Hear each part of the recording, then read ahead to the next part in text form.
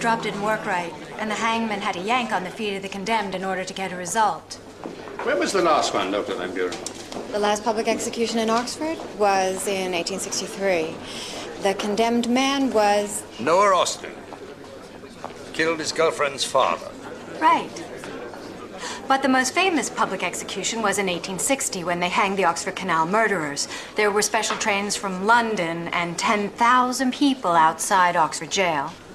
It's more than they get for Oxford United. The Oxford Canal murder. The victim was a respectable married woman named Joanna Franks, who was traveling from Coventry to London to join her husband via the Oxford Canal aboard this Pickford flyboat, the Barbara Bray. Early on one morning in June 1859, it passed Prince's Lock, near here.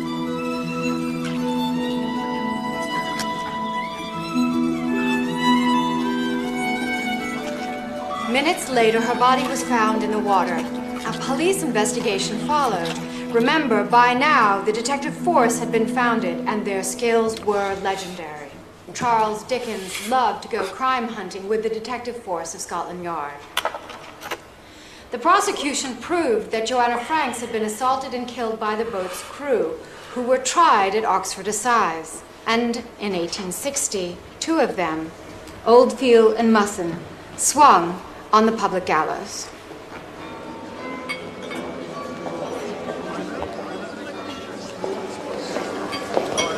Stand up. No, thank you, Robert. Stand up. Are you quite all right, Morse? Ah, our distinguished speaker. Very erudite, Dr. Van Buren. Well, thank you. Hardly put my forebears to the test. Yes, I agree. But if somebody were trying the case today, they'd come to the same conclusion. It was an open and shut case. There's no such thing, Dr. Van Buren.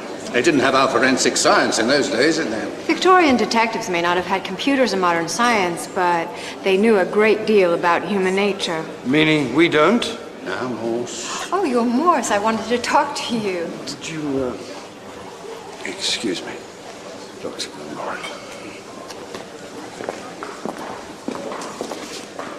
Was it something I said? I doubt it. Pardon me, Dr. Van Buren.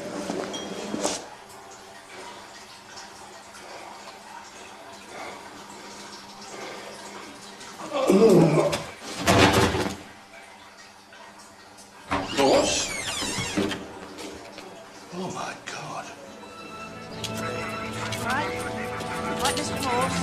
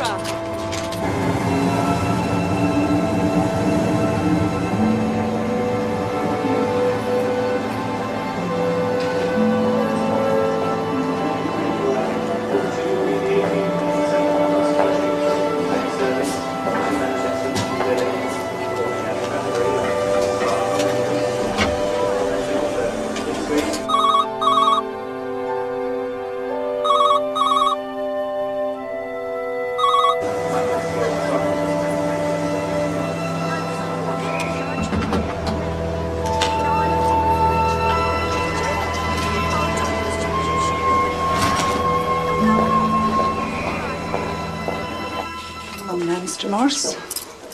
You're very ill. I hope you realise that. And I need you fast asleep. Just what is wrong with me? I can't tell you yet. Consultant will do a full examination in the morning. Now, off you go, Mr. Morse.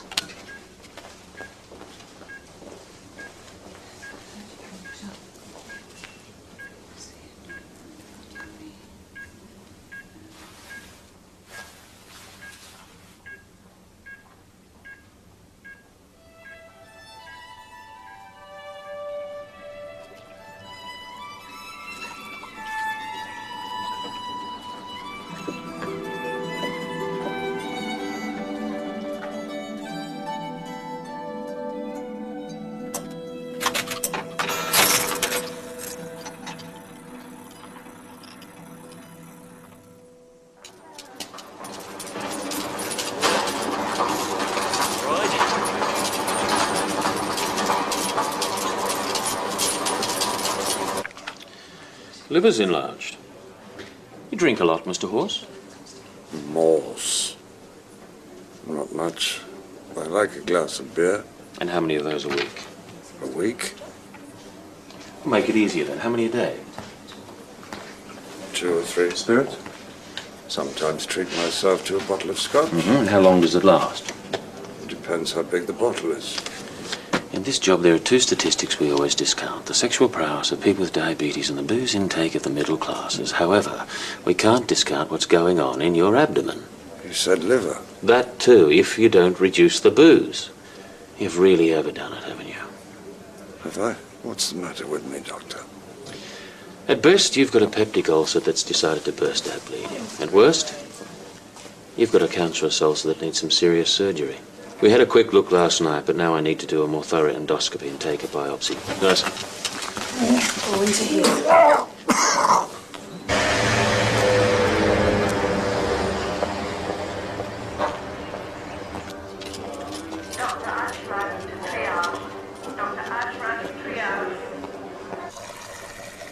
Tea or coffee, Mr. Greenaway? Gin and tonic, please. Ice and lemon? No ice. It spoils the gin.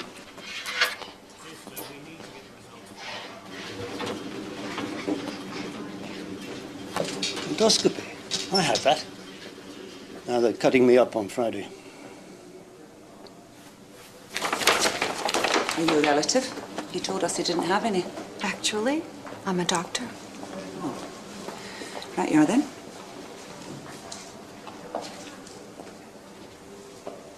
Hi there. Well, you certainly went to a lot of trouble to avoid our conference. Feeling better? Dr. Van Buren. No, I'm not. I thought I'd come and visit you. I said I was a doctor. You are. Why did you think you'd come and see me? Well, I brought you a book. I thought if you were going to be in here a while, you might need a little reading matter. Criminal Detection in the Victorian Period by Millicent Van Buren. You? How kind. The Oxford Canal murder. Ah, the open and shut case. Read that and learn that it was. And are you flying home now? Oh, no, not yet. I'm on a Fulbright. I'm writing my next book. The Institute of Criminology has some really great archives here. That's because Oxford has too many scholars and not enough policemen. Right. Which is why I was curious to meet you. Excuse me, who is that with Mr. Morse? She says she's his doctor. No, she isn't.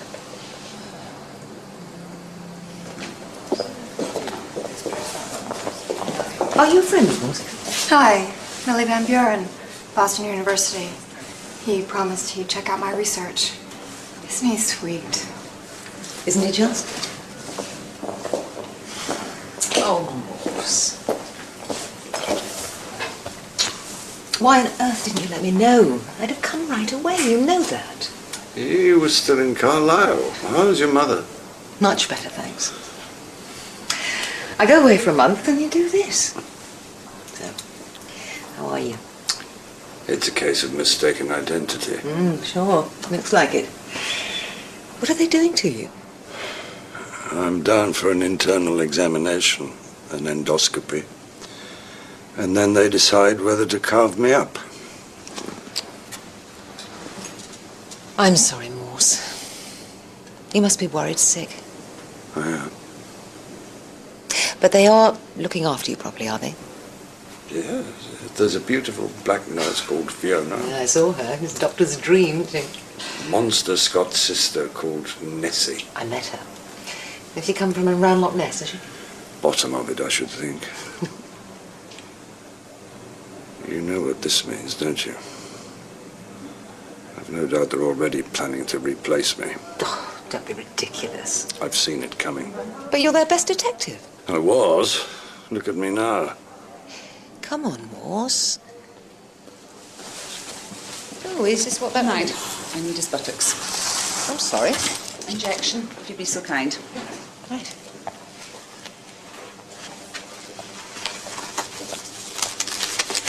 And I've got 2 off now. Lewis, he's on his inspector's course. And now Morse is in hospital. And we've a big drugs bust in Cowley. Sorry, sir.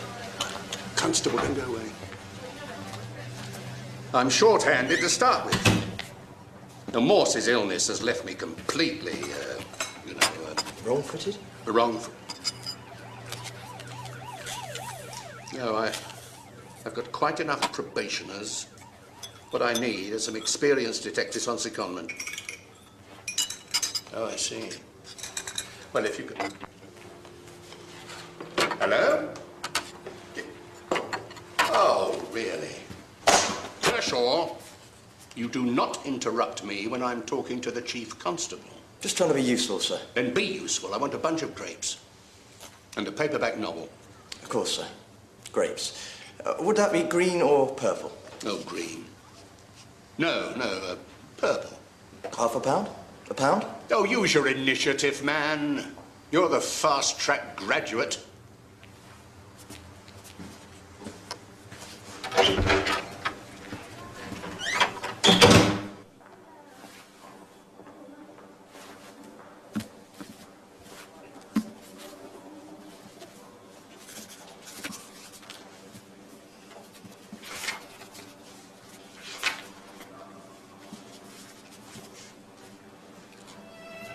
Early on the morning of June 22nd, 1859, the body of a young woman was found in Prince's Cut, a basin on the Coventry to Oxford Canal.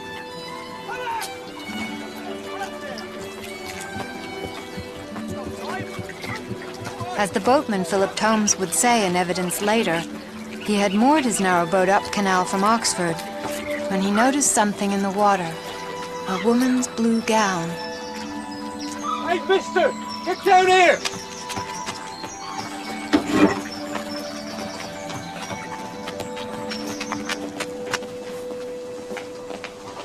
Right, Mr. Morse. When you get. Now, sir, you're an intelligent man. I'm sure you can assist me. I've got this long tube here. I need you to swallow. Why? So I can look in your stomach and take the biopsy. If you can cooperate, I won't need to use sedation. If I can't? You'll miss all the fun and won't remember a thing. How long is this going to last? 15 minutes. 15 minutes? I think we'll sedate him, nurse.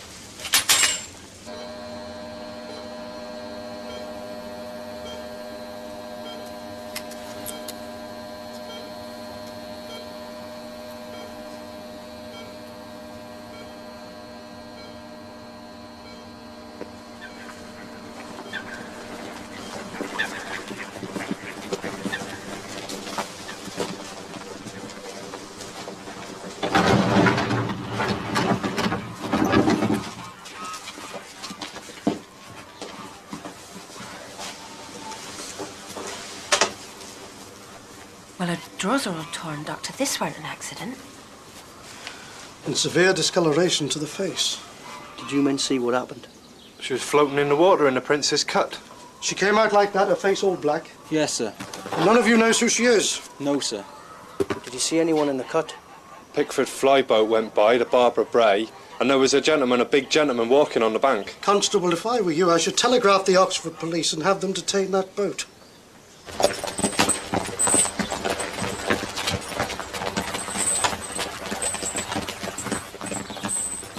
More up, lad! More up! What's this, Thomas? Who's captain here? Me, Rory Oldfield. How many crew? 3 and a boy. 2 ships, we run night and day. We'll get the rest of them out of there.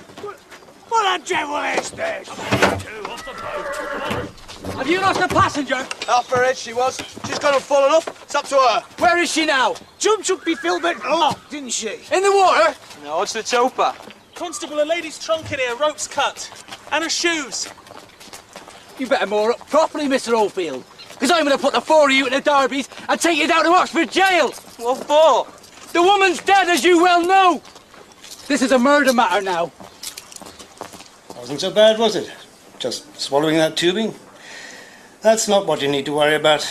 It's what they'll find with the biopsy. Fit enough for a visitor, Mr. Morse? I think so. Morse? Bearing up, are we? Trying to. You've got a temperature? Everyone's got a temperature. Not like that, they haven't. Look, I just wanted to say that we're almost, Look, I brought you a few things. I see up there it says nil by mouth. It's purely precautionary. Is it? Well, I brought you a few grapes. I'll take those. We have regulations in this hospital. We want Mr. Morse to get better, don't we? Yes, sister. And we can't do that if you bring in the wrong things, can we? No, sister. And don't stay long. Good God, she's a bit sharp, isn't she? What else did you bring? Well, a single malt. I don't suppose there's I won't touch it until... Right. Oh, and a little light reading. P.C. Kershaw chose it. He's a university man like you. His eager hands moved down over her scanty knickers.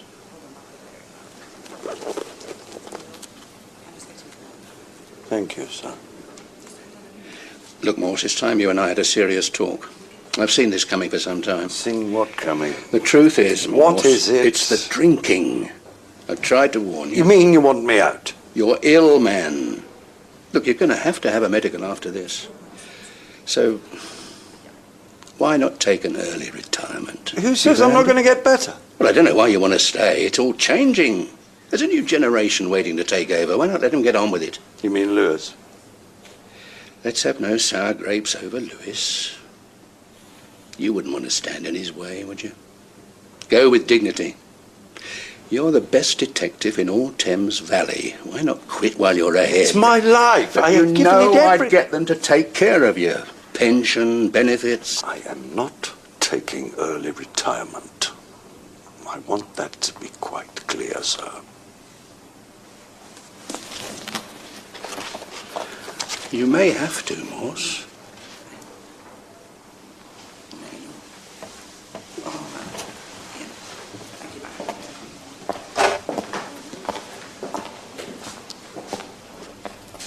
Rory Oldfield, Alfred Musson, sometimes known as Brotherton, Walter Town, sometimes known as Thorold. You are severally charged that on or about the 22nd of June, 1859, you did willfully murder Mrs. Joanna Franks. How do you plead? Not guilty, my lord. Not guilty. Not guilty, sir. Mr. Sergeant Williams, you appear for the Queen. Approach me, please.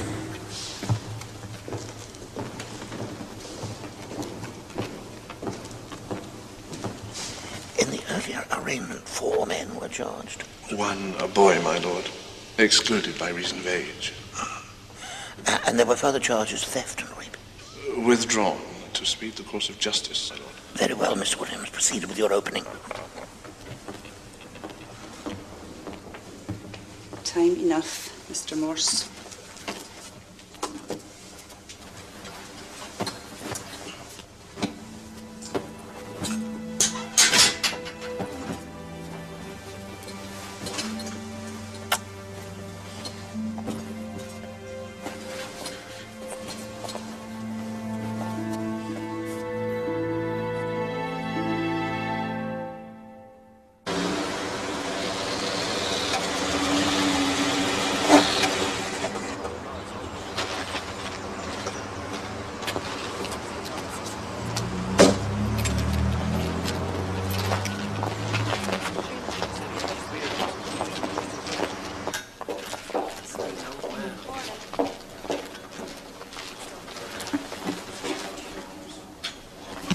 Still, I couldn't bring you anything to eat. Yes, I'm still nilled by mouth.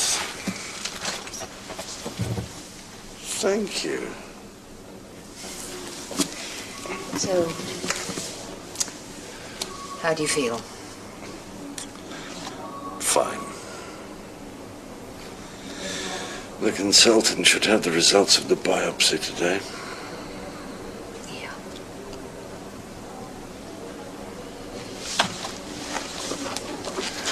I'm solving a murder. Well, it looks like someone's beaten you to it. In 1859. Adele, could you find out what the rail fare from Coventry to London was in 1859? Morse? Start at the Bodleian. No, probably the National Railway Museum would be a better bet. You really are serious about this, aren't you? Because I'm having to lie here doesn't mean I've lost my capacity to think. I know. But why?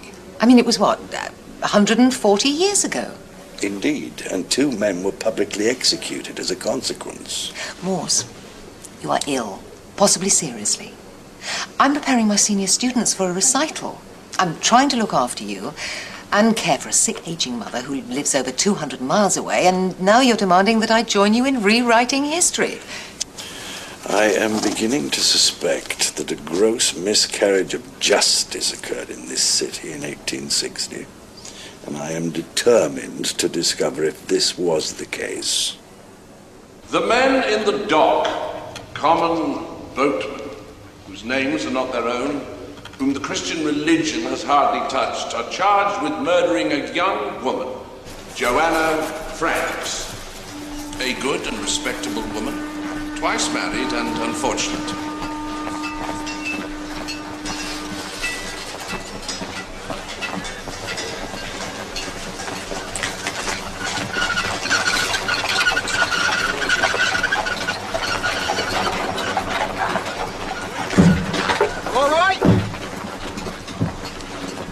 Captain Oldfield? Yes, mister? Passenger, have you have room to take one? How far? All the way. London? Doctor? Oh, look like it. Huh? You question?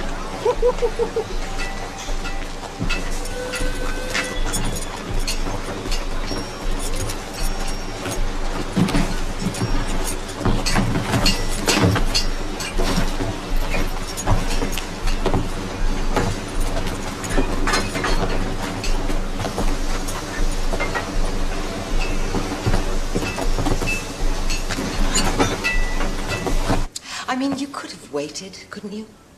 What a time to choose. Well, I had to strike while the iron was hot, when nature had brought it home to him. He told you then? He rang me as soon as you left. He was very distressed, as you might expect. So, you two are, Morse always did fancy clever women. If you're asking if we're living together, no, we're not. But we're very good friends, and I greatly care what he's feeling. He's worried sick. Can't you see that? Angel of death fluttered its wings over his head, you mean? I didn't know you were so poetic, Chief Superintendent. I'm not. That's what my mother used to say. Look, he's ill now, and there's only 2 more years before he has to go. And it's a new world out there, you know. New police practice. It's all crime prevention initiatives, computer detection, restorative justice. What does that mean? Offenders and victims talking to each other. Some Californian thought of it, I expect. Anyway, I shan't be there much longer myself. I can't stand it, frankly. And nor will Morse. And I can get him the best. Golden handshake, medical pensions. You just can't expect him to see it like that. He's given his life to his work. Can't you make him face it? Not if he doesn't want to. His body's only telling him what his brain knows already. Look, we both want him to go graciously. Yes, of course, but does he have to? Look, I'll try. Would you help him solve what looks like his last case? What? The Oxford Canal murder. The Oxford Canal murder? Well, that was 150 years ago. Yes, I know. But he's determined to investigate it, and he needs help. Professional help. Look, it's out of the question. I'm 2 men down as it is. I see. Well, I'll tell him what you said about going graciously.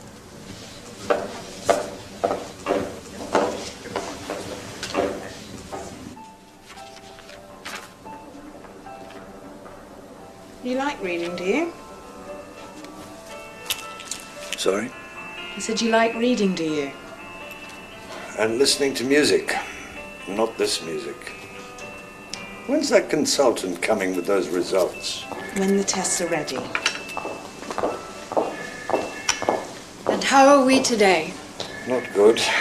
But this is very good. Very good, but? But you simply accepted the verdict of the Victorian court. Because she was a poor, respectable woman and they were the lowest of the low. They were. They were drunk when they were arrested. Well, doesn't that worry you? If you just drowned a woman, would you just go on knocking back the grog? I wouldn't. They might. The evidence was all on the boat. Her trunk had been opened, her shoes were there. She would never have left the boat without them. But if you'd done it, wouldn't you want to hide the traces? Get rid of the shoes? But her clothes were torn. They were charged with theft and rape. Why were those charges dropped before the trial? Because if you can hang them for murder, you don't have to bother to jail them for rape and theft. Unless the charges wouldn't stick.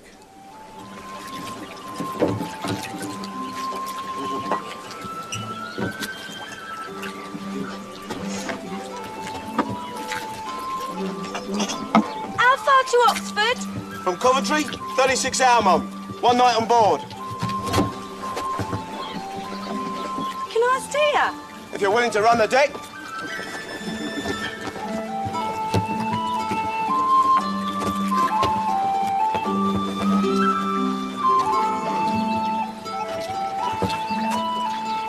Her first husband was a vaudevillian, a music hall entertainer.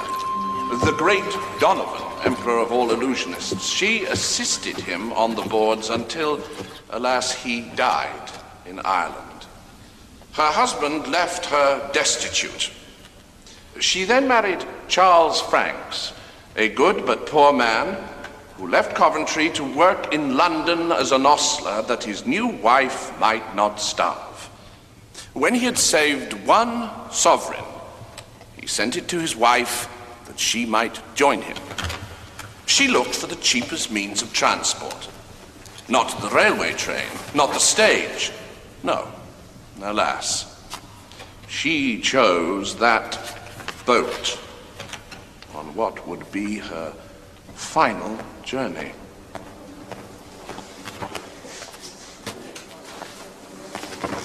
Good day. Thought you might like to hear the results of your biopsy. Thank you. Well? I'm afraid there's not a lot we can do. What? There's no need for the knife at all. I shan't have the pleasure of carving away half your insides. Well, thank heavens for that. You are seriously ill. Severe peptic ulcer. Non-cancerous, but undoubtedly worsened by drink. Prognosis? Not bad. But only if you change your modus vivendi. Change what exactly? All this beer and spirits you guzzle. Less of it. And not just for now. I mean for years ahead. Well, at least I have years ahead. You thought you didn't? Good. Might make you listen. Now, you're going to need plenty of drugs, plenty of rest, and I'm sending you a dietitian to advise you on a managed diet. Turnip juice. Have you had a drop yet? Of turnip juice?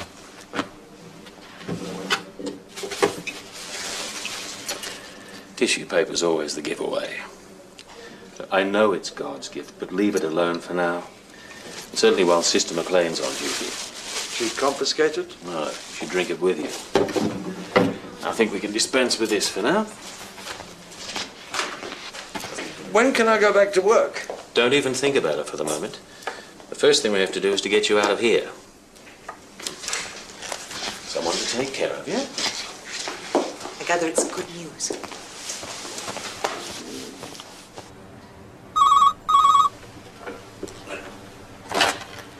Strange. Ah, Miss Cecil. Is he? Oh, that's excellent, isn't it? Tell him how pleased I am.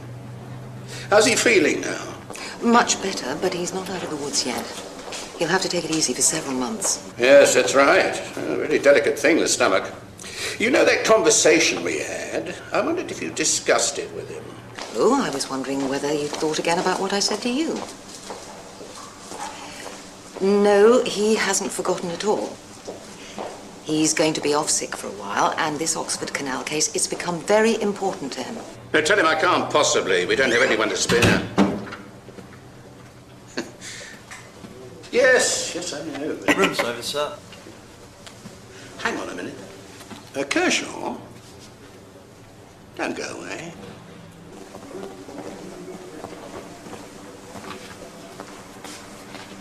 Yes? Looking for a Mr. Morse. Are you? Except I don't know him. Try the one with his nose in the book.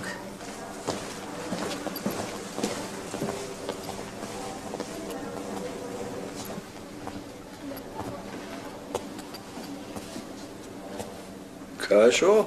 That's right, sir. And your graduate entry? Yes, sir. Till I make such a good cup of tea. You're not enjoying police work? Well, I'm supposed to be fast track. Instead, I seem to be the chief superintendent's tea boy. Anyway, you said you had a case you're working on. Heard of the Oxford Canal murder? No, sir. Recent, is it? It was 140 years ago. So, not much we can do about it now, is there, sir? Isn't there? You do believe in truth and justice, don't you? Suppose two men had been hanged for a murder they didn't commit. Sounds quite likely. Wasn't it still Bow Street runners, then?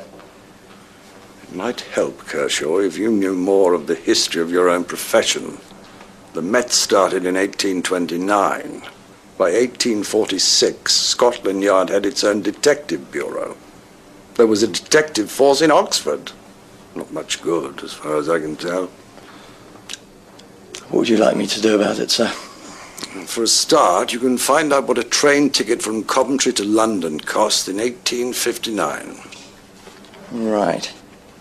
Is that first, second, or third? Single return, regular, or excursion? All of them. Thy will be done, sir. And the fare by stagecoach, and the fare by canal. Yes, sir. How long are you going to be in hospital? And then you can find out why the Oxford bargemen had such bad reputations.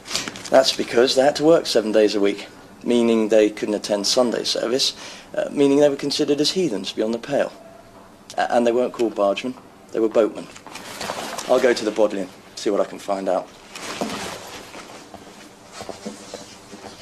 Mr. Stevens, you're a canal clerk employed at Tooley's Yard at Banbury. Tell the jury what happened on June the 21st. Sir? The Barbara Bray docked with a woman passenger. Did she not come to your shed to make a complaint?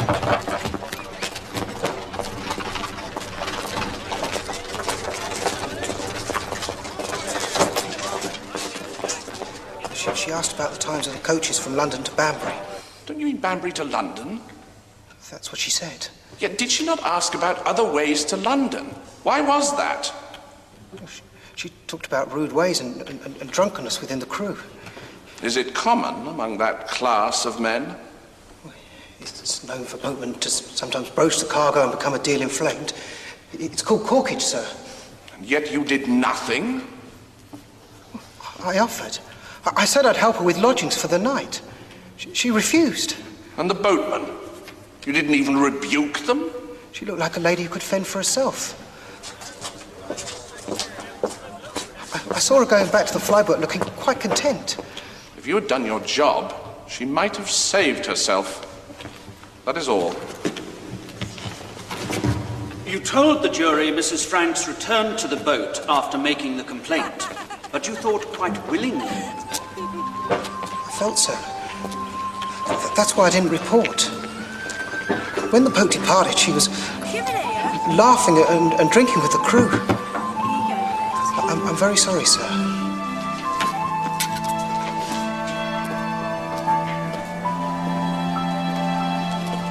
Feeling better now you're eating, Mr. Morse? Much. Now, you tell me why a respectable woman who has just complained of being harassed by men would go off drinking with them? You'd be surprised. It's called human nature. Now, don't keep on reading all night, will you? It disturbs everyone. Hannah McNeil, hot woman at the Barge Inn. Yes, my lord. I'm not your lord. He is your lord. You undressed the body, I believe. Tell us what you saw. Well, sir, she was much disarrayed. Bailiff, show the dress in evidence.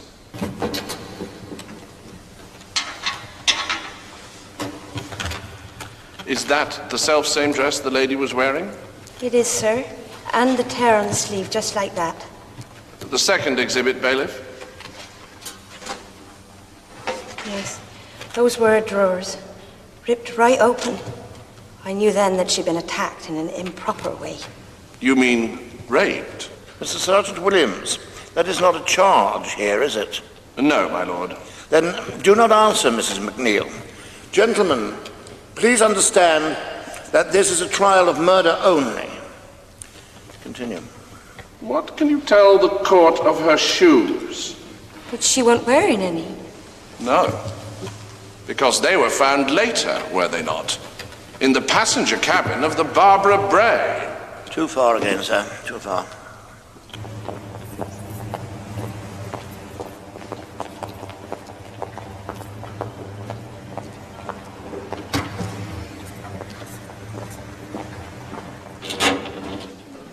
Good God, woman, haven't I taken enough? Now, Mr. Morse, we're not going to be difficult, are we?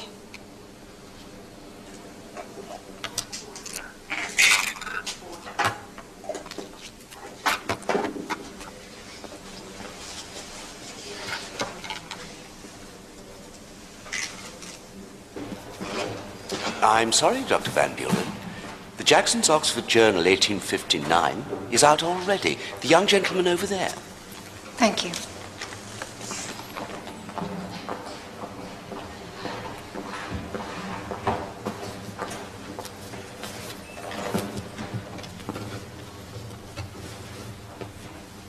You were traveling up canal through Prince's Cut and saw the Barbara Bray?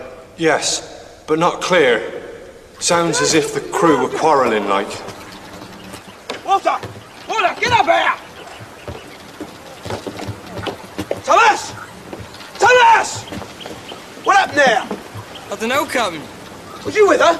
Was you having her? No, I was just looking for Oh, How did you touch anything in there? A few moments later, you saw something in the water. A dead lady in a blue dress. How did she appear to you? Her face was black and discoloured. Quiet here. Mr. Sergeant Williams, we have proceeded so far without evidence of the identification of the victim. I shall be attending to it most carefully, my lord.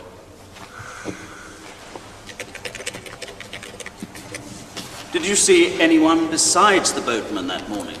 Mr. Ward, who helped me take her from the water. Anyone else? A man on the bank, walking. Can you identify him at all? No, sir. A sturdy man, but it was a thick mist. Do we know who this man was, Mr. Lyons? No, my lord, he hasn't been traced.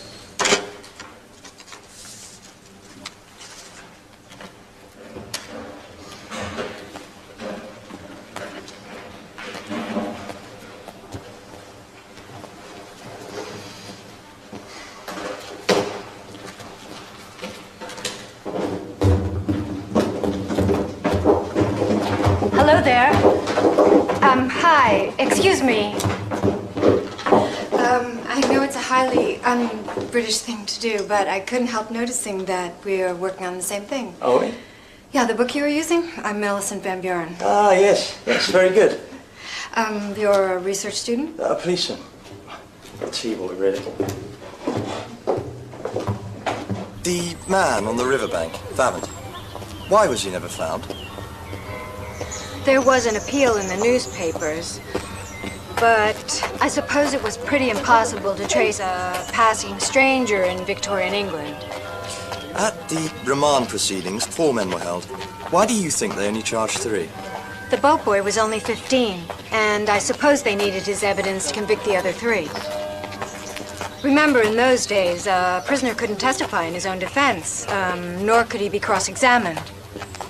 So the boy's testimony was crucial.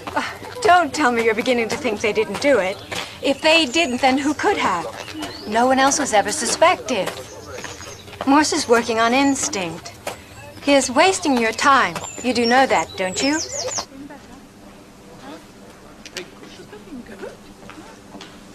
Thomas Wooden of Rugby, 15 years of age. Yes, sir. You know you must be honest. Yes, sir. Or I'll be in trouble. Now, tell the court what you remember of the behavior of the boatman on that journey on the Barbara Bray. There was lewdness, wasn't there not? Well, sir, I used to go in the cabin with Mr. Oldfield. I could hear them. What could you hear? Yes, sir. It was a man and woman. Did she protest at all? Don't know, sir. Very well.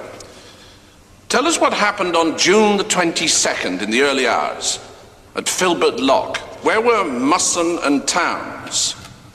Asleep in the crew cabin, I think, sir. You think, sir, but you don't know, sir? I heard Towns snoring. Musson was interested in that trunk. In the ladies' trunk? The ladies' trunk. He thought there were money in it. At least 50 sovereign, he said. Did you ever see any of this money? She was a poor lady. I never thought there were any. Where was Mr. Oldfield? Stern, sir. He did go to the passenger cabin. With Mrs. Franks? Yes, sir.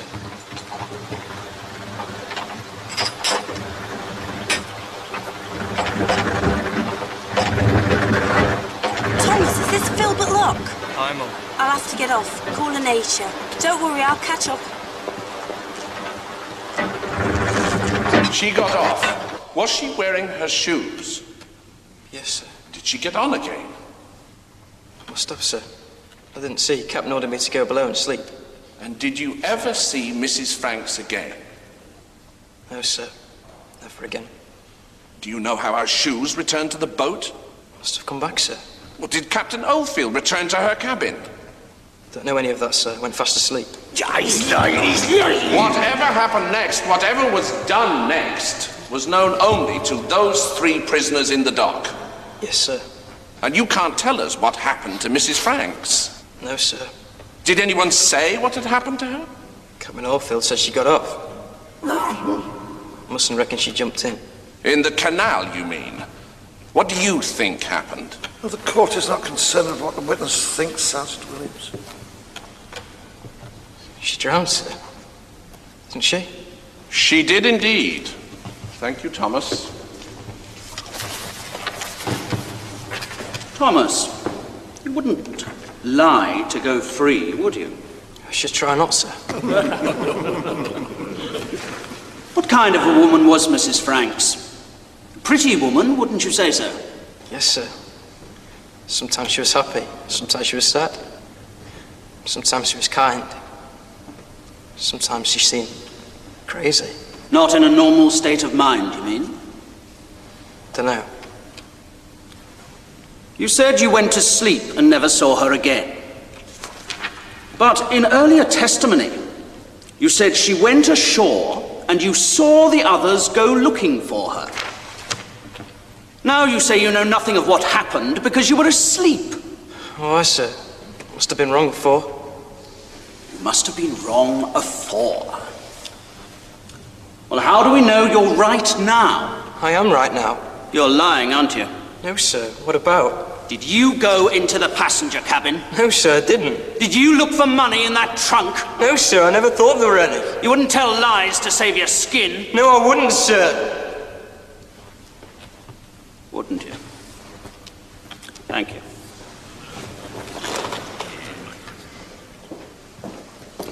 Gosh, Raw, what are you doing here? Yes, sorry about the lateness of the answer. No, I'm glad to see you. It's just that I've been to the Bodleian and I found out... The evidence of the boy, Thomas, I'm sure there's something there. Sister! Sister! He told the court what he was instructed to tell them, I'm sure of it. But by whom? Nurse, call the crash team now. Right. Hello, crash team. 3rd floor, Nelson Ward. Emergency cardiac arrest.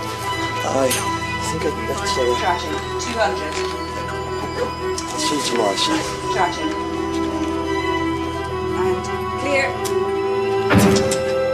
And again. 200. And clear. Up to 360.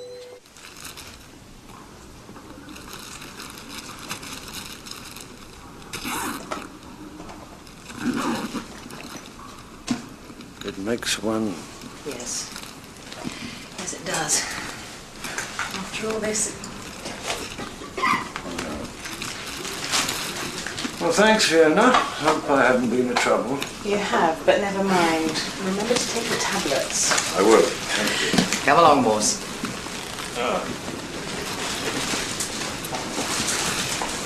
Bye. Good luck. Thank you to Sister McLaren.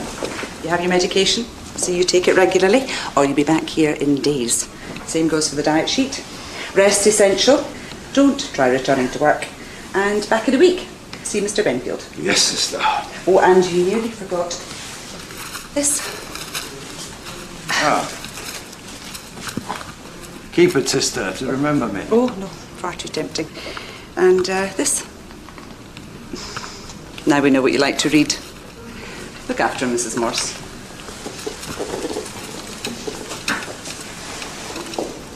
Wasn't there just a small confusion there? What? The wife, you mean? Mm-hmm. Not of my making. You didn't tell them that I'd be able to look after you, did you? No, I can manage. I don't expect you to. No, it's only I have to get back to my mother in Carlisle for a few more days. No, I understand.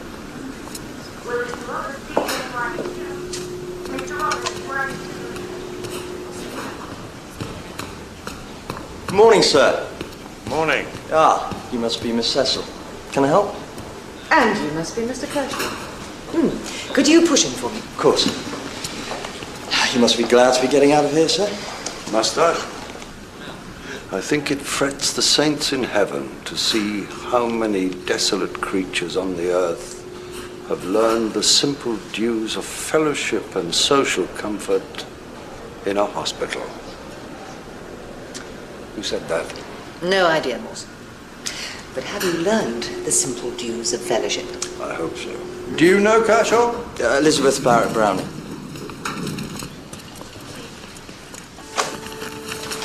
You take it as a warning, Morse. None of us are immortal. Remember, the graveyard's full of indispensable men. Nice of you to be so concerned, sir. What's this? It's details of the pension you'd be entitled to. You'd be pretty well off. And you have a good life insurance, don't you? I don't intend to retire yet. Well, the police surgeon may decide otherwise. Physical fitness never had much to do with being a good detective. You will at least admit I'm a good detective. Yes, you are, but you can't go on forever. None of us can. Think of all the things you never had time to do. Like what? Crosswords, reading, all this. All this what? This music you're always playing, what is it? Well, it varies, but this is Mozart's clarinet concerto. Well, there you are, you see. What do you make of him? Kershaw? Too clever by half. He's been very good getting me settled. I'd like to keep him for a few days while I can't do legwork. All right, just a few more days. But you're going to ruin the lad involving him in all this ancient nonsense. You are Mr. Charles Franks, ostler of Edgware Road, London. I am, sir. The court appreciates your unhappy state, Mr. Franks. But in the interests of justice, recount as best you can the fate of the woman you married. Yes, sir. My wife, Joanna, remained behind in Coventry when I went for work in London. After a few months, I saved a sovereign and sent it to her to join me. She wrote me to say she was coming by canal. 10 days passed and she hadn't arrived. I set out to look for her. When I reached Oxford, I read in the newspaper of a local inquest.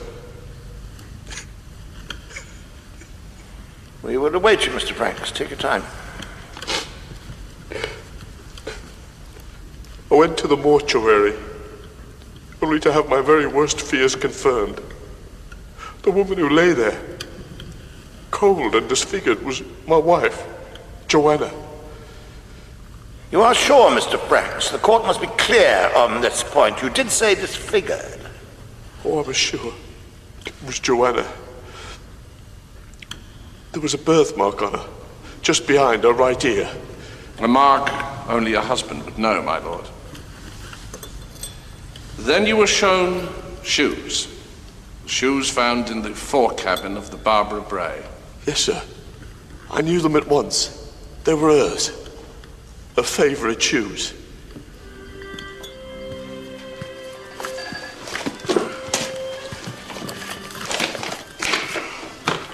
What's in it? Eggs, sir.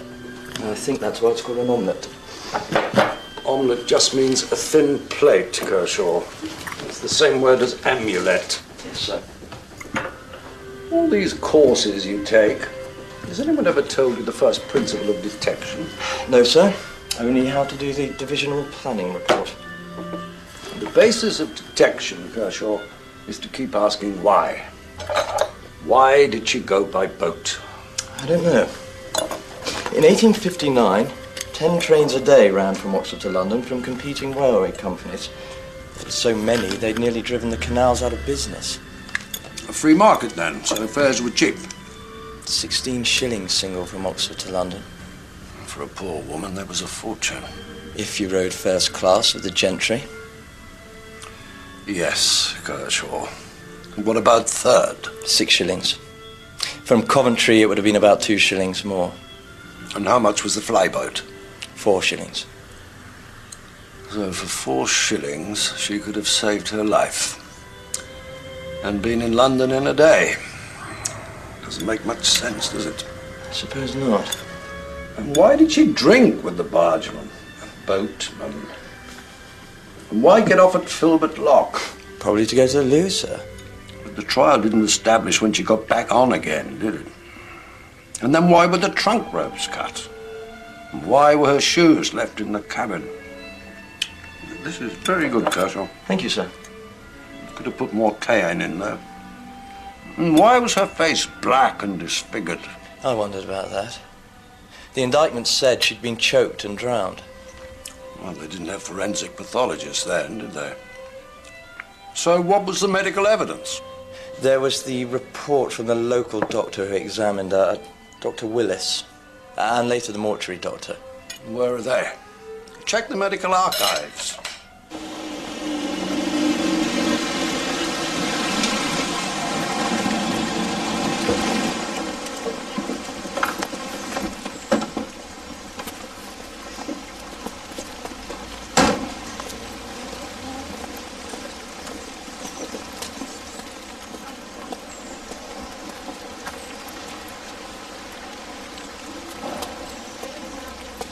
Accredited research student? Accredited policeman.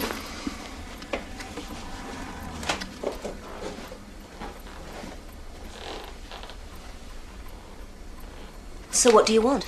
I'm told you keep evidence here from Victorian trials in Oxford. Wasn't it moved here from St Aldate's? Yes. Now it's a research archive.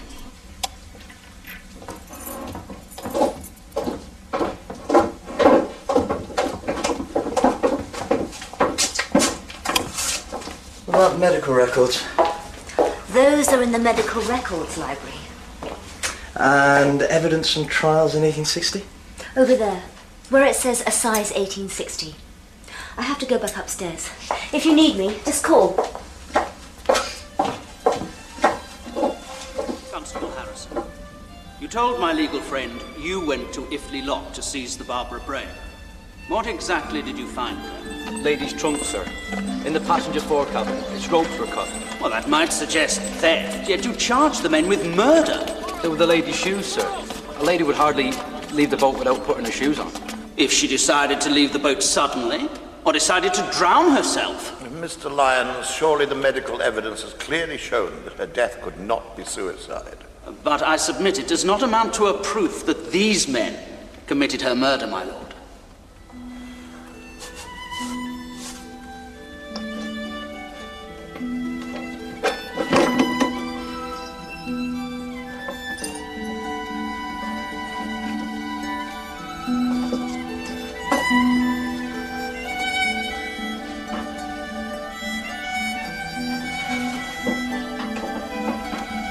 Sirs, the men in the dock are illiterate men, irreligious men, lewd men who drank to excess and drank cargoes they were meant to guard. But they have not confessed to murder. Nor is it proven. No witness was found, no firm evidence given to fix their part in this crime. You heard the testimony of the young man Wootton. You heard he saw nothing of the poor woman's final moments. Now, counsel says you must consider the shoes in the fore cabin. But if these men were guilty, would they not dispose of them? No, Mrs. Franks died that morning. But we know no more than that she went ashore, where others may well have committed the crime. What are those? Victorian panties. Mind if I borrow them? Not your size. They're for Chief Inspector Morse. You heard of him? I sure have. But I didn't know he liked knickers. Well, he does now. And all the rest of this.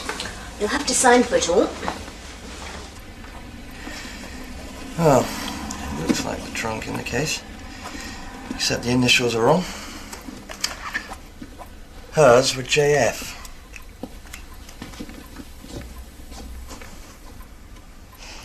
Maybe she was married before.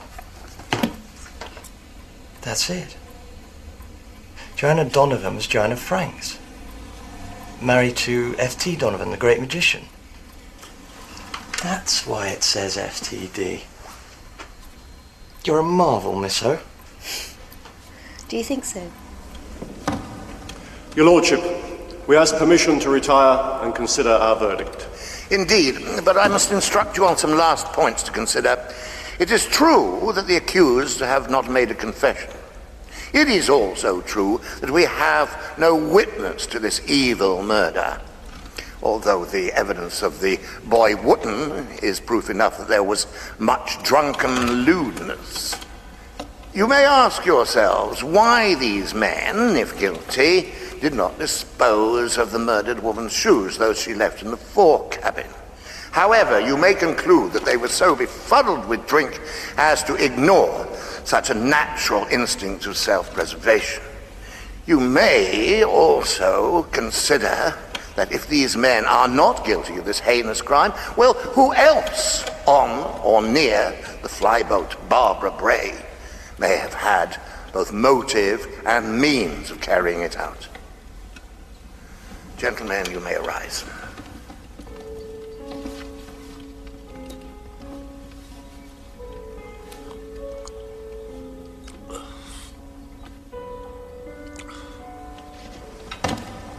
Guilty.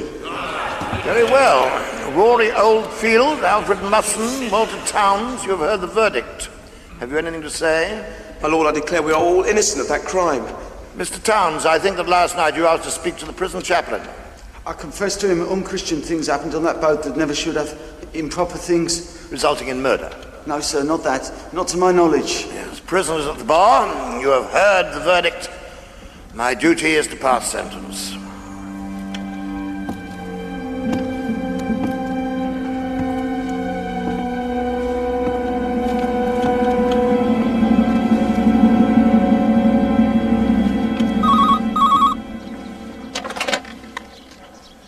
Oh, hi, it's you.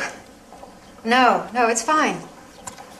They let you out of Gulag. I'm delighted. I gather you're putting a team on the case. I met your Mr. Kershaw. Interesting lad, isn't he?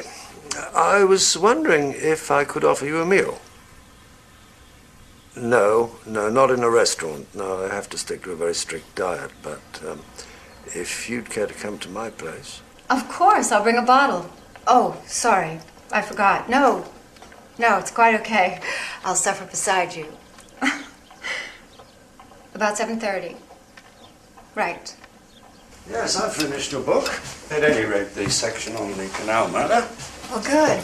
I hope I convinced you. I think the trial was a travesty. And 3 men were sentenced to death by public hanging for a crime they almost certainly didn't commit. Do you mind if we... Go ahead. Tear my thesis to pieces. A woman is murdered 4 boatmen are arrested, only 3 are charged. Why? In the absence of witnesses, they need the boys' evidence to convict the others. Yes. Here's a trial that was just a foregone conclusion. A prosecution case riddled with contradictions, a defense counsel who only went through the motions, an Oxford jury prejudiced against boatmen, no proof at all of how the crime was committed, and I think something else was wrong. Why drop the charges of theft and rape? Because they were minor charges compared to the murder charge. Because it would have given the defense a chance to look into Joanna Franks' sexual behavior. You know what I think? I think you're just working on your instinct. Maybe your sexual instinct. What? Sorry, Morse. If you're going to convince me, you're going to have to really convince me. Very well.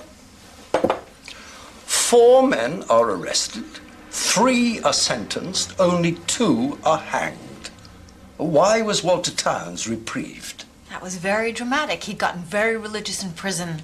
He learned how to read the Bible, got baptized. Then, when they were being let out for execution. Though I walk through the valley of the shadow of death.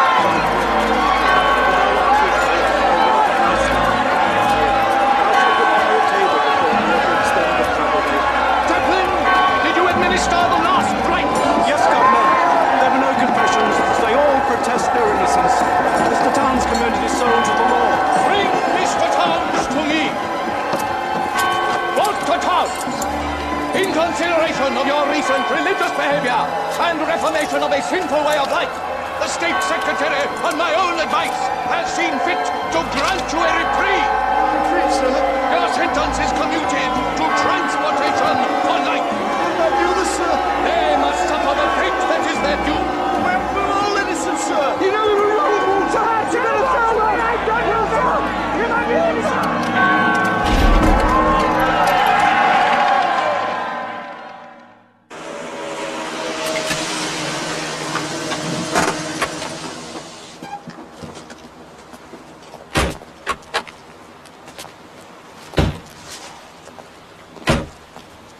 Nice wheels, sir. It isn't wheels, Kershaw. It's a car. Come along. Just meant I like the car. It's a terrific piece of retro. Terrific piece of retro? What does that mean? Well, postmodern nostalgia. I suppose you think my interest in this case is another piece of postmodern nostalgia. No, sir. I'm enjoying it. Really? What are they made of? Calico, wouldn't you say? Homemade, probably, by a competent seamstress. Does that help? So, the tear? What tear? Not the faintest sign of an irregular distension of the fibre tissue. You mean this? Not a tear, a cut. A clean, straightforward, vertical cut. You mean with a knife? Yes. Like this. What for, do you think? Well, you're more experienced in the wicked ways of the world than I am, but I'd say to secure access, gain entrance, get inside. Rape? Not sure. With rape, you'd expect a tear. Maybe somebody wanted it to look like rape. Don't know. And the dress? Cotton, domestically made. Hem's been lengthened. Bust, remodelled and extended. All restitched with needle and thread. Sounds unusual. Not in Victorian times. Dresses were usually handed on, weren't they? Especially in poor families. It's water-stained, of course. Tell me, Morse, are we making proper use of police time? Yes, in my view, it's important. The shoes? Just shoes. No shoe size, of course, but they didn't have them then, did they? Local cobbler, I should think. They could do with a repair, but I don't do those. Being very economical, Morse, you usually deliver me a body or 3. Not this time. She drowned in the Oxford Canal in 1859. Only the medical evidence said her face was blackened and bruised. Isn't that more like suffocation? Yes. Sounds as though they lacked a good forensic pathologist. Do you want to leave these with me and I'll do some tests? Please, Dr. Hobson. And if you find anything, I'm still on sick leave, so if you could call me at home. If you want a second opinion, why not get up on the table now? No, thank you. It always pays to return to the crime scene, Kershaw. Never did like canals. Always seemed made for bodies. In early Victorian times, they were the lifeblood of the nation, the motorways of the age. Except they were too slow. They weren't slow, they were measured. Things moved at a more natural speed. Half the traffic from the Midlands to London came through here. Cargo boats, coal boats, salt boats, fast fly boats with passengers and cargo. And 140 years ago, the Barbara Bray came through in the morning mist. And then another boatman found a body in the water. Where, do you reckon? Somewhere here. What happened? He was suffocated on the boat and dropped into the water.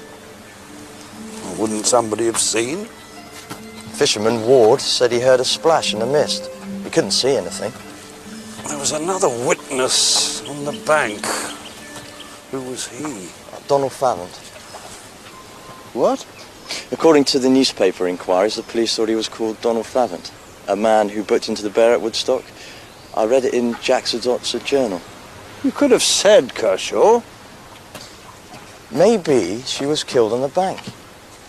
The boys said she got off and walked. Maybe she never got back on again. Someone on the bank killed her. But who? If we put her on the bank, could have been anyone. Shoes, Kershaw. They were found in her cabin, and the court said that proved she got back on board. Yes, sir. Think about the cut in those knickers. Why, sir? That's the key to this case, isn't it? Who was Joanna Franks? What kind of woman was she? What were her relations with those men? Court didn't go into that. Exactly. Where's the barge inn? Where? The place they carried the body. I presume it's still there, and I presume it still serves beer. How about it, Kershaw?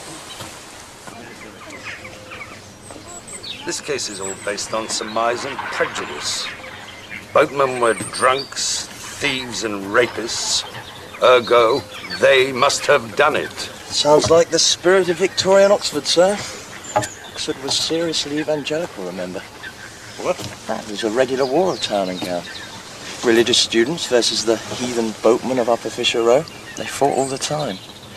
After this trial, the university used the verdict to evangelise the boatmen. The law was changed to give them Sundays off. They even built a chapel for them on Hythe Street. It's still there? I think it's a double glazing establishment. It's right opposite the Oxford jail where they hang the men. Just by the Oxford Canal Basin, where the flyboat stopped. They only filled that in a few years ago. Is that a double glazing establishment too? More or less. It's called Nuffield College. And how do you know all this? I got my degree in Oxford before I became a tea-boy. First in history, Keble College. Would you like another, sir? Yes. Yes, I think I will, Kershaw. And that makes a difference, does it? He's an Oxford first. You always were a snob, Morse. At least he no longer thinks I'm wasting my time. You really are going to have to face it, you know. What? You have to retire in 2 years' time. Why are you putting up such a fight now? This trunk belonged to Joanna Franks, the woman who was murdered. And her initials were FTD? She'd been married before. A musical magician, F.T. Donovan. Pass me that paper knife.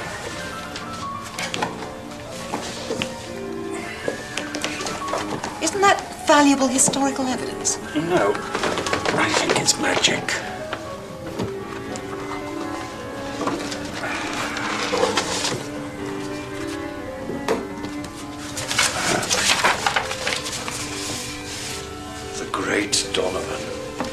Emperor of all the illusionists, and his lovely assistant, Joanna.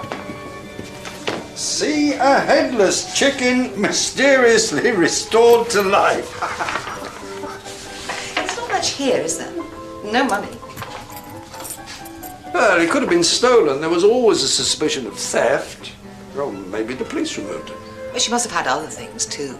The things women carry, you know, handkerchiefs, perfume bottles. Unless she had a handbag of some kind. The carpet bag. What? It was never mentioned again. Where did it go?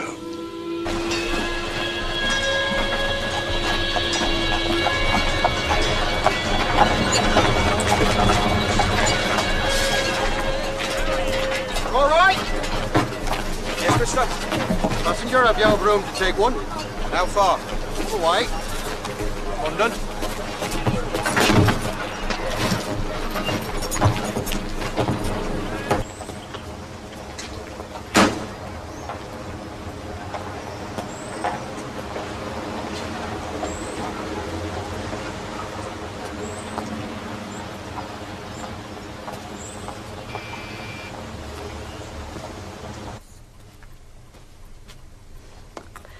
You brought my pants back. I'm keeping them. Vital evidence in a murder case. They said you had something for me. I went to the medical records library. Is this what you want? Medical report on Mrs. Joanna Franks. Ray Victoria Regina versus J. Oldfield and others. Woman is around 35 years, lean but quite well nourished. 5'3" and 1/4 inches in height. Preliminary findings suggest death by drowning, but face congested, discolored and black. No other serious injury, except disfiguring bruise on mouth, right side. Body in full clothes, but without bonnet or shoes. Drawers torn, but no obvious evidence of sexual dealing. It's these, Morse. Can you tell me any more about the woman who was wearing them?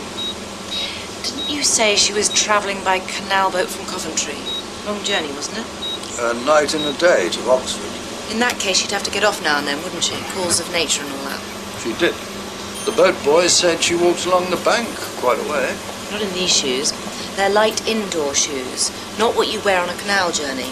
And there's no evidence at all of outdoor wear. How tall was she? According to the doctor's report, she was 5'3" and 1/4 inches. Any idea of the average height of a woman in the mid-19th century? Smaller than now. Lack of protein in the diet. Bit smaller? Lot smaller? Don't know. Find you the height of Jack the Ripper's victims. That was what, 1880s? They were all measured. What were they? 4'9", 4'11", that sort of height. Except one, see? The one they called Long Liz because she was so tall. And she was 5'3". Well? This dress. It was made bigger to fit a woman of at least that height. And look at the size of the shoes. Yes, they're very small. Nobody mentioned it. Face congested, discoloured and black. That's suffocation, Morse. So how was she identified? Her husband, 10 days later. After further severe deterioration? Yes. You had to identify her by a birthmark behind her ear. Interesting woman, your Joanna Franks. She was tall, but she had small feet. She drowned, but she was suffocated. She was raped, but there was no sign of sexual activity. She was robbed, but nothing was taken.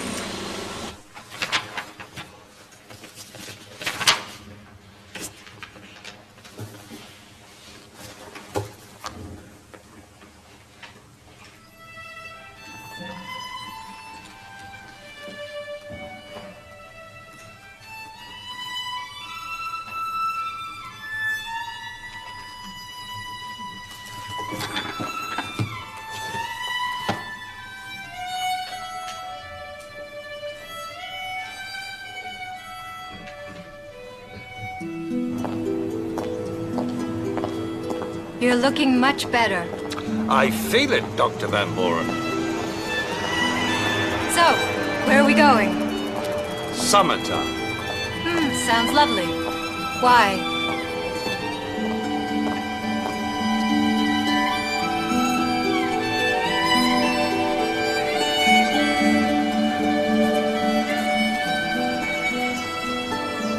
So you found out something new?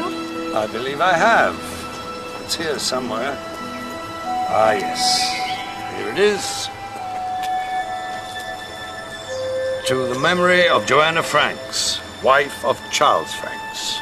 Who, having been primitively assaulted, was most tragically drowned in Oxford Canal, June 22nd, 1859. So, she's buried somewhere around here. Not exactly, miss. I'm sorry.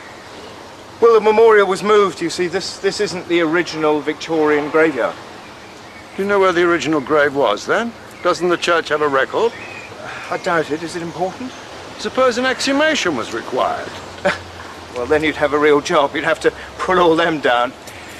The church sold the main graveyard for building several years ago and moved the headstones over here. Oh, dear.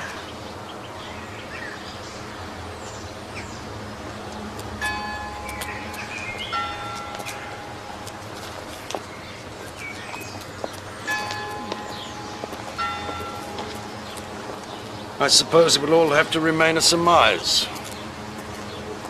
You know, you really lost me this time, Morse. Just a minute. Kershaw, that undertaker's record, doesn't it say something about a Providence Society? The Coventry Mutual Providence Society and Burial Club. Of course. That's what this is about. She took out life insurance. Will you try and find out, Kershaw? Sounds pretty difficult, sir. Well, trace the records. You're an historian, aren't you? Morse, just what has to remain a surmise? Oh, that a tall woman who wasn't Joanna Franks was buried in her grave.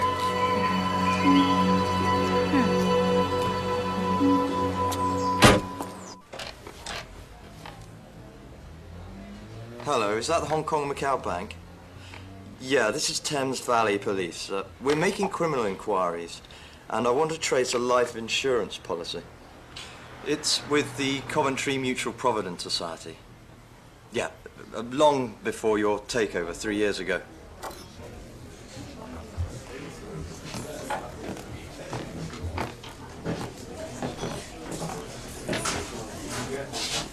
Thank you. Morse, you're not still trying to get me to tear up my book. I'm just asking you to consider another possibility. And that was why you wanted to dig up poor Joanna? But was she really poor Joanna? She was murdered, for goodness sake. Are you sure of that? What is the linchpin of a criminal trial and conviction? Correct identification of the victim. So? Everyone in court assumed that the victim was Joanna Franks, but how was she identified? By her husband, the ostler. And no one else? No father, mother, brother, friend? Well, she didn't have any, not that were available anyway. And none of the boatmen, not even Thomas. Right, but there was Charles Franks. Who came up from London over a week later. Looked at a corpse in an Oxford morgue. The face was black and disfigured. The body had deteriorated. There was a birthmark that only a lover or a husband could know. There was, wasn't there? Joanna Franks died 22nd of June, 1859. Paid in £8.10 shillings. Beneficiary Charles Franks. Policy paid in full £300. February 1861. Now, what now, Kershaw? Checking your Peps and Tessas? No, sir.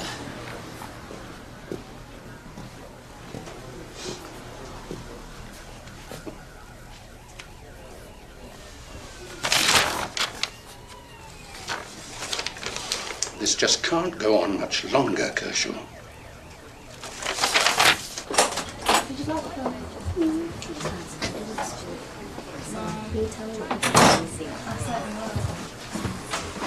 Mr. Kershaw.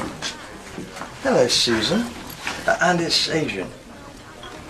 Why don't we have a drink later, if you're still here? Yes, I can be.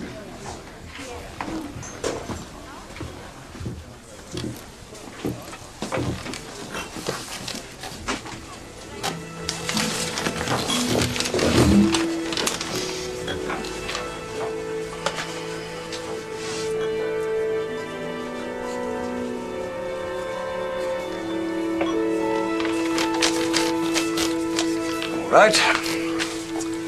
What really did happen in the Oxford Canal murder? You bring me your book in hospital, I read, I get interested. Before I've read 10 pages, I can see that things just don't hang together. Thanks. With the investigation. I worry about the men arrested. I worry about the victim. It's no bother you. Because nothing that's said about her in court makes sense. Come on, Morse. What's your point? Her clothes suggest that she's tall, but her shoes are small. Her garments are tampered with. But where? And by whom? The boatman. Sure? Let's start at the real beginning. When she got on the flyboat at Coventry with her sovereign. Thank you, old man. Yet for 8 shillings, she could have gone by train and been with her husband in a day. Why take the flyboat? She was poor. It was cheaper. Not much. The railways were trying to drive the flyboats out of business.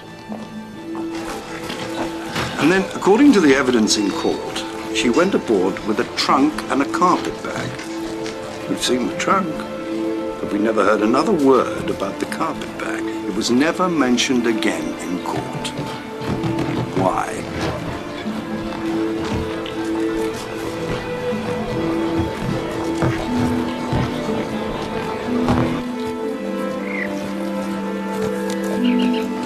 We're told she objected to the lewd, drunken behavior of the crew, but she was drinking with them herself. And Town says she was leading them all on, even the boy. In Banbury, she complained to the clerk. But what really happened?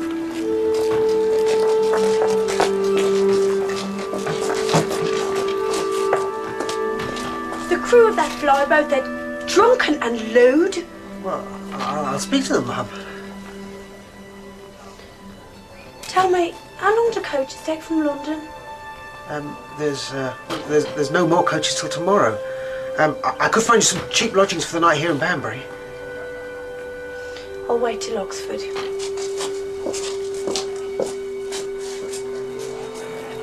She had every chance to get off, but she didn't. Why not? Because there was never a problem. She was the one leading the boatman on. It was an illusion. The stage was being set, and Joanna the mastermind. For what? Tell Dr. Van Buren about the insurance. For £8, Joanna had taken out a life insurance policy with the Coventry Mutual Provident Society worth £300. For her, 10 years' wages. She'd got the boatman besotted with her. Especially Thomas, because she needed him for what happened next. No. What you think happened next. Night fell. They were getting near Oxford.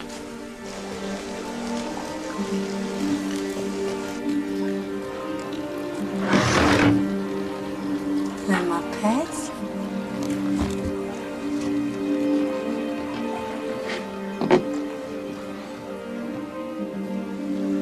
What did happen in Filbert Lock? Not what Thomas said in court, I'm sure.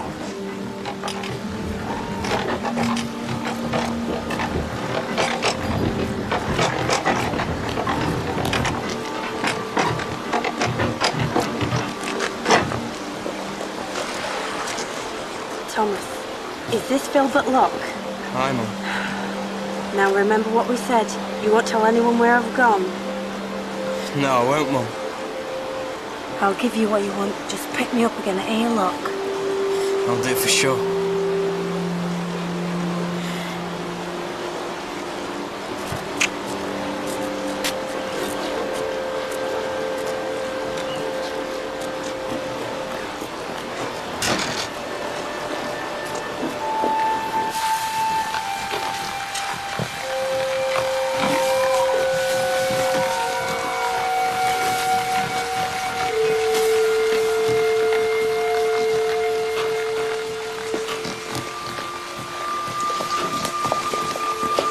you, my darling.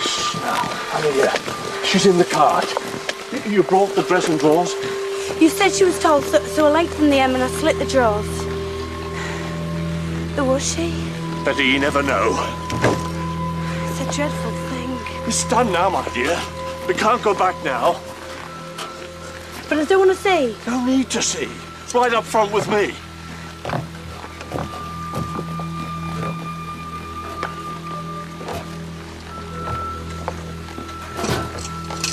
She's just some unhappy nobody.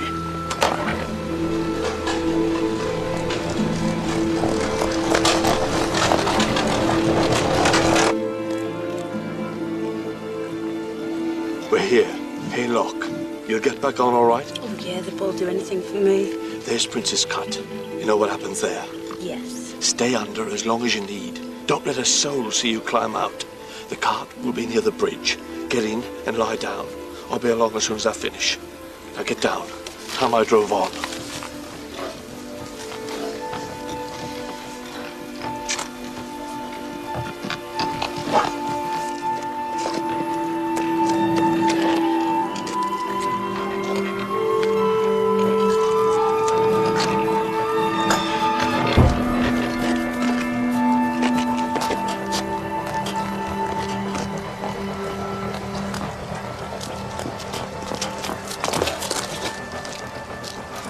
Here, take these. There's 2 sovereigns. You hide them. No. And come to me soon.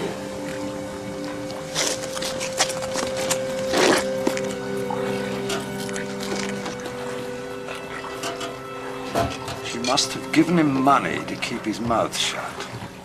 And I think the police found it and thought he'd stolen it from her. Why didn't they charge him? They needed his testimony in court.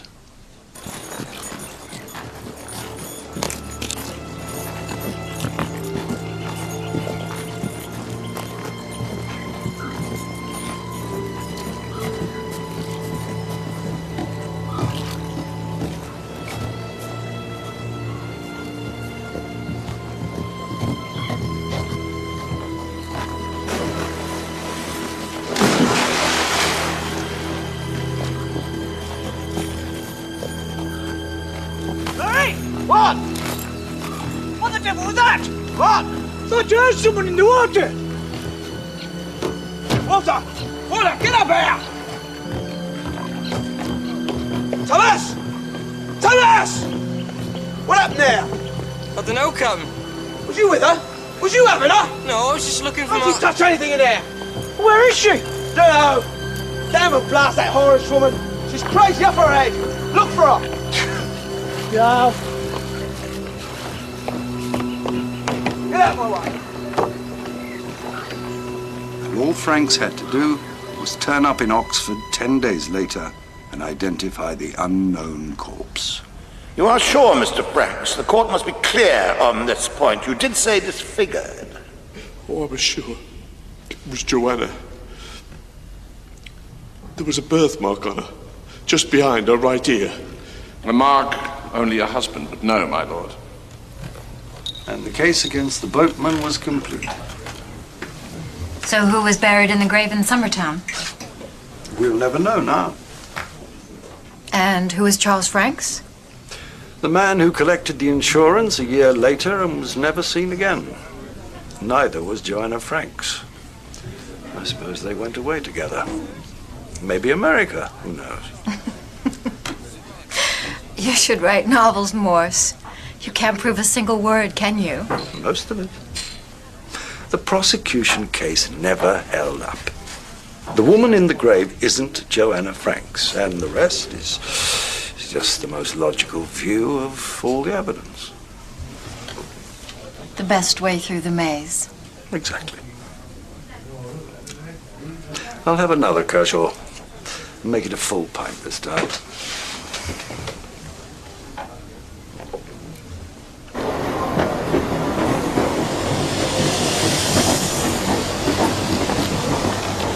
I'm sorry I couldn't convince you. Well, nice try and all that, but I'm not going to tear up my book. Well, what about a revised edition? Well, I still think I was right. And I think I was right. Oh, Morse.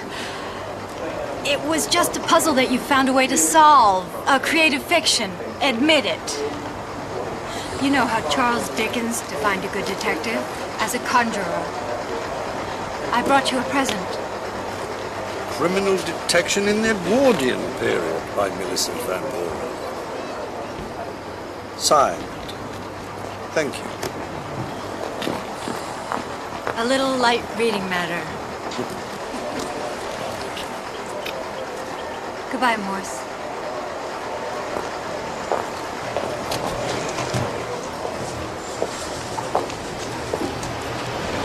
Well, She's, returning to the States. good. Morse.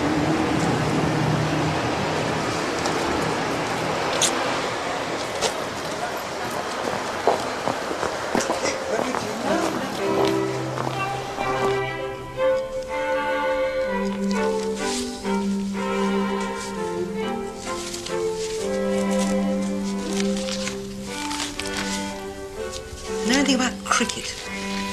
What's the clue? Bradman, famous duck, 6 letters. Forget cricket, think Disney. Is it Walt? Who's the setter? Quixote. Even neater. What was his first name? Don. Oh. Donald, the famous duck, of course.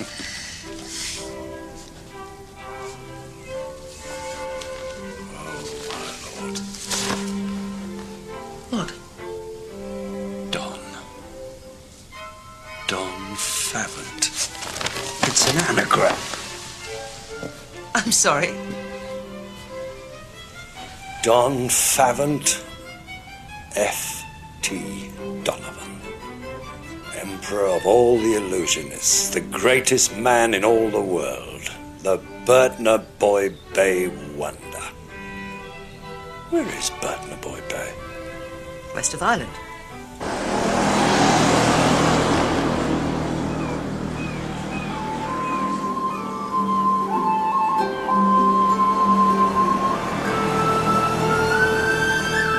I understand perfectly. You've come to Ireland for a spot of holiday grave digging. Some holiday, Morse. I'm not sure how to go through the right channels. I need to get permission for an exhumation. Nobody's going to be bothered about a body that was put away 150 years ago. But it is always proper to provide a little whiskey at the graveside. It's thirsty business, the working of the soil. You'll find a pub over there and I'll walk with you myself.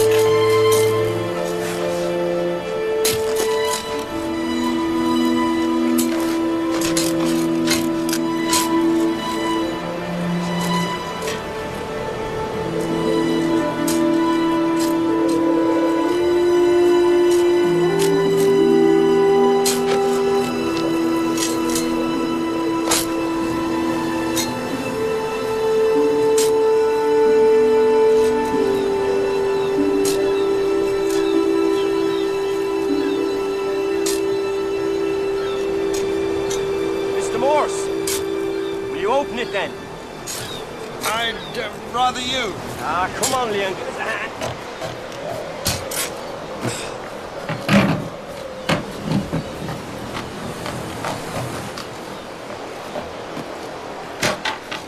I must say, for a long-drowned man, he's wonderfully preserved. But wonderfully. Will you take a look? I'd rather not. Why, whatever's the matter?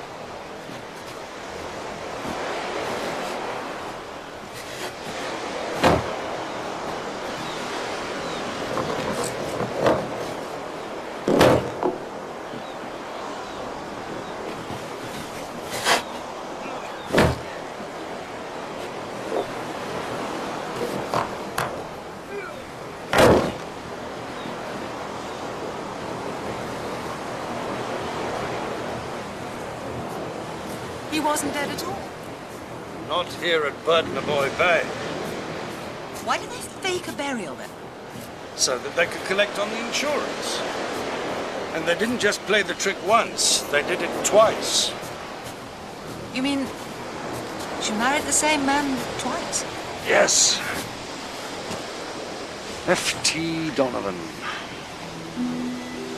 Otherwise Donald Favant. Otherwise Charles Franks. He was a conjurer, he was an impersonator, he was a swindler, he was a callous murderer, a tearful witness. He was Joanna Franks' first husband and her second. He was a ghost from the grave. He was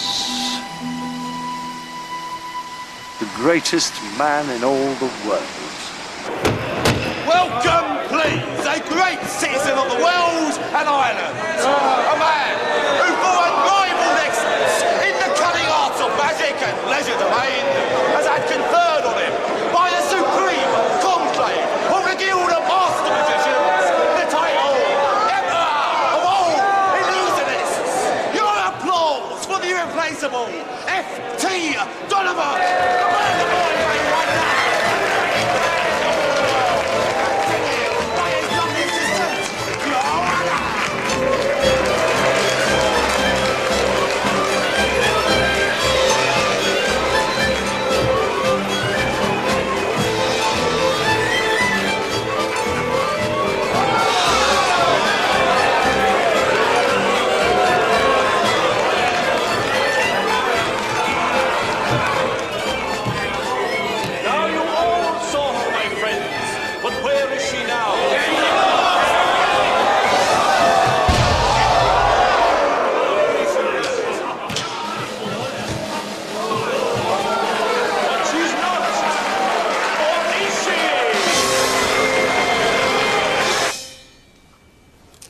Get dressed now, Mr. Morse.